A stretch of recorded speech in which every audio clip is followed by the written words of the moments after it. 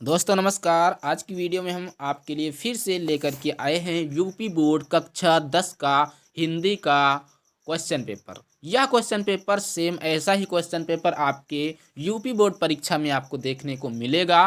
तो आपको आज से हिंदी की टेंशन ख़त्म, क्योंकि आज के बाद आपको कोई भी दूसरा पेपर देखने की ज़रूरत नहीं है, क्योंकि आपको यहाँ से ढेर सारा जितना भी आपको आता है क्वेश्चन पेपर में वो सब कुछ आपको बताने वाले हैं। तो चलिए हम वीडियो को स्टार्ट करते हैं। सबसे पहले यहाँ पर देख पाएंगे मुद्रित पृष्ठों की संख्या 11 है। अनुक्रमांक आपको यहाँ पर डालना होता है, आपका जितना भी हो नाम डालना है। ये आपका क्वेश्चन पेपर कोड होता है और ये आपका 901 विषय कोड है। 2024 का है, हिंदी का है, पूर्णांक इसका 70 का है, समय 3 घंटे 15 मिनट का है। कुछ निर्देश दिए गए हैं, इनको आपको पढ़ना है। सभी प्रश्न अनिवार्य हैं, आपको सारे प्रश्नों के जवाब दिए हैं। ये निर्देश दिए गए, इनको आपको अच्छी तरीके से पढ़ लेना है। इनको मैं नहीं बता रहा हूँ कि वीडियो लंबा हो जाएगा, मैं सिर्फ डायरेक्ट आपके क्वेश्चन की तरफ चलते हैं। तो यहाँ पर देख पाएंगे खंड आ में बहुविकल्पीय प्रश्न हैं, वस्तुनिष्ठ प्रकार के प्रश्न हैं। इनको आपको OMR पर करना है। आपको OMR आपके बोर्ड एग्जाम में मिल जाएगी, आप जहाँ पर भी बैठे होंगे। सबसे पहला प्रश्न है, जयशंकर प्रसाद किस युग के लेखक हैं? तो छायावाद युग के लेखक हैं।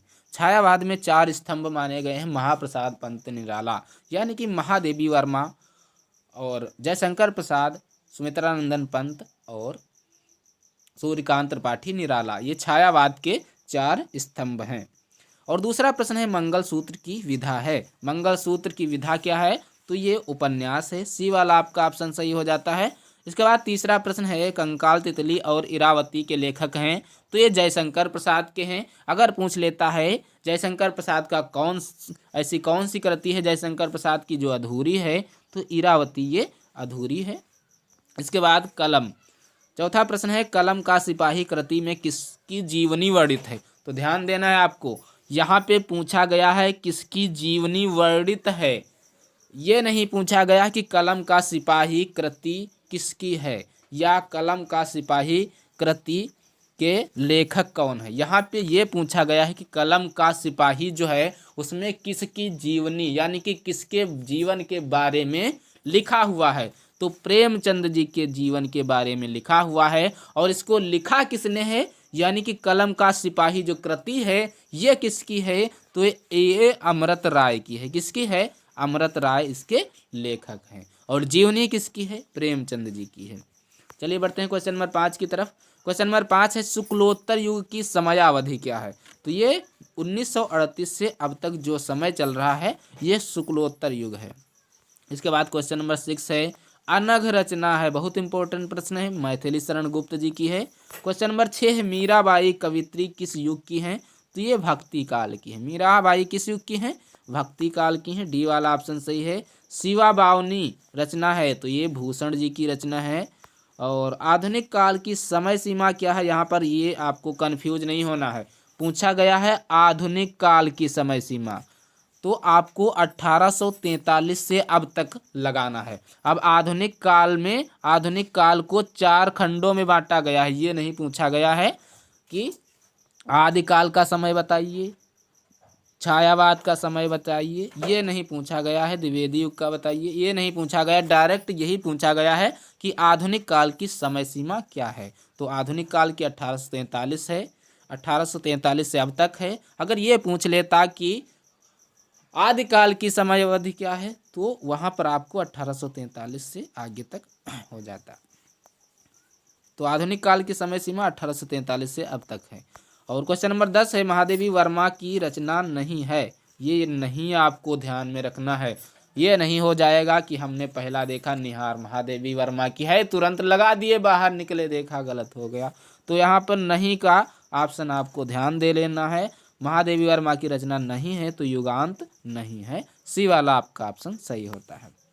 क्वेश्चन नंबर 11 है, हास्य रस का स्थायी भाव है। तो हास्य रस का स्थायी भाव हास होता है, सभी को पता होगा। अगला क्वेश्चन है क्वेश्चन नंबर 12, पीपर पात सरिस मन डोला उपयुक्त पंक्ति में अलंकार है। तो ये उपमा अलंकार है, बी वाला सही हो जाता है। क्वेश्चन नंबर 13 है, चौपाई छंद में कितने चरण होते हैं? तो 4 चरण होते हैं, सभी को पता होगा चौपाई। 14 नंबर प्रश्न है, उपदेश शब्द में उपर्युक्त उपसर्ग है, बहुत इंपॉर्टेंट प्रश्न है। जब भी हम उपदेश का विच्छेद करेंगे तो हो जाएगा उप प्लस आदेश। क्या हो जाएगा? उप प्लस आदेश। उपसर्ग निकल के आया है उप, आपका सही हो जाएगा उप। सी वाला ऑप्शन सही हो जाता है। क्वेश्चन नंबर अगला बढ़ते हैं, क्वेश्चन नंबर 15। क्वेश्चन नंबर 15 है, अलंकार के भेद हैं। सभी को पता होगा अलंकार के दो भेद हैं। कितने भेद हैं? 2 भेद हैं। कौन कौन से हैं? शब्द अलंकार, अर्थालंकार, 2 भेद हैं। तीसरा भेद कोई नहीं है। क्वेश्चन नंबर 16 है, सत्य असत्य में समास है। तो जहाँ पर ये चिन्ह आपको दिख जाए तुरंत लगा दो द्वंद्व समास। सत्य सत्य माता पिता, सत्य सत्य माता पिता भाई बहन। इसमें क्या होता है, जहाँ पर योजक चिन्ह लग जाता है वहाँ पर द्वंद्व समास हो जाता है। इसका अर्थ होता है और, सत्य और असत्य। तो इसके बाद क्वेश्चन नंबर 17 है, पक्षी का पर्यायवाची शब्द है। पक्षी का होता है द्विज। क्या होता है? द्विज। मीन मछली को कहते हैं। तो आपको पक्षी का पूछा गया है तो द्विज लगाना है। ए वाला ऑप्शन सही होता है। क्वेश्चन नंबर 18 है, अभ्युदय में कौन सी संधि है? तो अभ्युदय का जब हम विच्छेद करेंगे तो हो जाता है अभि प्लस उदय, यानी कि यड़ संधि। क्वेश्चन नंबर 19 है, मधु शब्द का प्रथम विभक्ति एक वचन रूप है, मधु हो जाएगा। क्वेश्चन नंबर 20 है, पठेताम धातु का वचन एवं रूप है। तो प्रथम पुरुष द्विवचन का रूप है। अब ये तो थे आपके OMR बेस्ड प्रश्न। कौन से? OMR पर आपको करने थे, यानी कि ऑप्शन के सामने आपको गोला करना था। अब खंडवा में आपको वर्णात्मक प्रश्न है। वर्णात्मक का मतलब होता है आपको कॉपी पर लिखना है। ये आपको अपने अनुसार लिखना होता है। आप जो भी आपके टीचर ने लिखवाया होगा वो लिखना है। तो पहला प्रश्न है, ये डिस्क्रिप्टिव है, यानी कि इसको आपको OMR पर नहीं लिखना है, इसको आपको अपनी कॉपी पर लिखना है। निम्नलिखित गद्यांश पर आधारित दिए गए प्रश्नों के उत्तर दीजिए। तो इस गद्यांश को आपको अच्छी तरीके से पढ़ लेना है। पढ़ने के बाद नीचे दिए गए प्रश्न हैं, यहाँ पर देख पाएंगे। पहला प्रश्न आ है, उपर्युक्त गद्यांश का संदर्भ लिखिए। जब आप संदर्भ लिख देंगे 2 नंबर दिए जाएंगे। बा है, गद्यांश के रेखांकित अंश की व्याख्या कीजिए। अगर आप व्याख्या कर देते हैं तो 2 नंबर मिल जाएंगे। दीवारों पर बने चित्र किन किन से संबंधित, अगर आप इसका जवाब देते हैं तो 2 नंबर मिल जाएंगे। यानी कि एक प्रश्न अगर आप ये पूरा कर देते हैं तो टोटल 6 नंबर यहाँ से पक्के हो जाते हैं। अगर आप ये पहला वाला नहीं कर पा रहे हैं किसी कारणवश, तो इसके लिए भी एक उपाय बोर्ड ने सोचा है, अथवा वाला। तो यहाँ पे अथवा वाला, अगर अथवा ये वाला आप कर सकते हैं। 2 में से एक आपको करना ही करना है, अन्यथा आपको नंबर नहीं मिलेंगे। लेकिन 2 में से दोनों नहीं करने हैं, 2 में से सिर्फ आपको एक करना है। ये भी वैसे ही हैं। 3 जब प्रश्न करोगे तो 6 नंबर आपको मिल जाएंगे। दूसरा प्रश्न है कि दिए गए पद्यांश पर आधारित प्रश्नों के उत्तर दीजिए। ऊपर वाला जो प्रश्न नंबर 1 था वो गद्य पर आधारित प्रश्न था। अब ये पद्यांश पर आधारित प्रश्न है। पद्यांश का मतलब होता है पद्य में कही गई कोई बात, यानी कि कविता में कही गई कोई बात। अब इसको आपको अच्छी तरीके से पढ़ लेना है। निर्गुण कौन देश को वासी, तो आप सभी को पता चल गया होगा। तो इसमें भी 3 प्रश्न दिए गए हैं। उपर्युक्त पद्यांश का संदर्भ लिखिए। जब संदर्भ लिखेंगे 2 नंबर। रेखांकन की व्याख्या कीजिए 2 नंबर। मधुकर शब्द का क्या अर्थ है 2 नंबर। तो इस प्रकार से इसमें भी 6 नंबर मिल जाएंगे। और इसका भी अथवा है, अगर आप निर्गुण कौन देश का वासी ये गद्यांश पद्यांश नहीं कर पा रहे हैं तो इसके लिए आपको दूसरा पद्यांश दिया गया है, ये कर सकते हैं। अतुलनीय जिसके प्रताप का साक्षी है प्रत्यक्ष दिवाकर। तो इस प्रकार से इसका भी आप कर सकते हैं। इसमें भी 3 प्रश्न दिए गए हैं, 6 नंबर मिल जाएंगे इसके भी। लेकिन दोनों नहीं करने, आपको करना एक ही है। ये नहीं कि हमको दोनों पता है तो दोनों कर देंगे। दोनों करोगे तो आप सिर्फ टाइम को लॉस करोगे और कुछ नहीं। और ऐसा होगा लास्ट में कि आपने 2 कर दिए और 4 क्वेश्चन छोड़ दिए। छोड़ना नहीं है, जितना कहा जाए उतना ही करो। और तीसरा है दिए गए संस्कृत गद्यांश में से किसी एक का संदर्भ सहित हिंदी में अनुवाद कीजिए। ये आपको करना है, 5 नंबर यहाँ से मिल जाएंगे। इसको आपको अच्छी तरीके से पढ़ लेना, आपकी क्लास टीचर ने पढ़ाया होगा। इसके बाद इसका सिर्फ संदर्भ लिखना है और इसका हिंदी अनुवाद कर देना है। अगर आप ये किसी कारणवश इसका अर्थ नहीं बता पा रहे हैं तो इसके लिए भी अथवा में दिया गया है, ये आप कर सकते हैं। अस्माकं संस्कृति सदा गतिशीला वर्तते, ये आपको कर देना है। पूरा हिंदी अनुवाद करना है, संदर्भ प्रसंग लिखना है।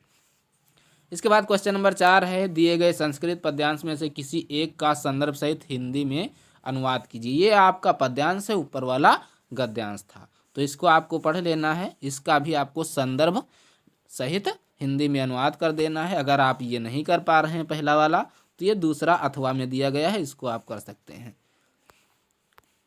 इसके बाद यहाँ पर बहुत इम्पोर्टेंट एक बात ध्यान रखना है कि ये जो आपका खंड काव्य है, खंड काव्य में आपके वहाँ जो चलता है वो आपको वही करना है। जैसे हमारे यहाँ मेवाड़ मुकुट है, तो यहाँ पर मेवाड़ मुकुट करना है।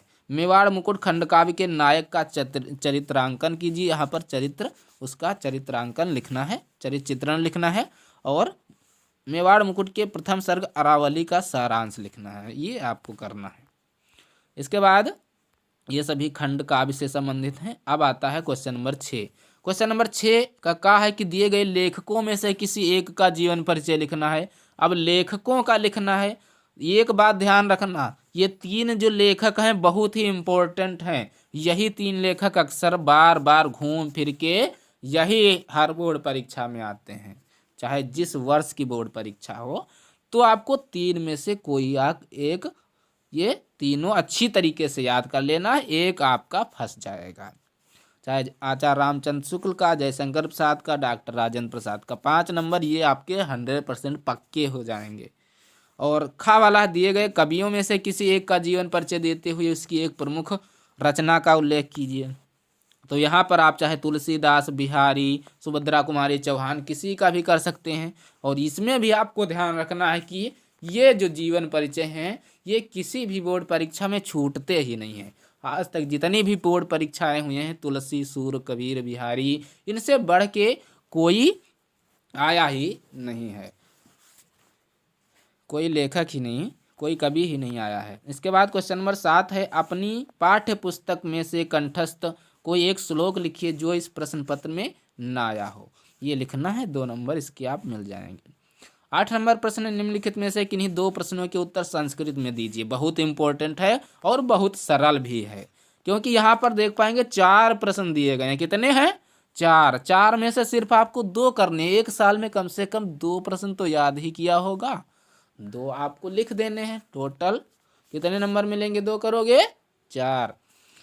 ज्ञानम कुत्र संभवति, ज्ञान कहाँ पर संभव है?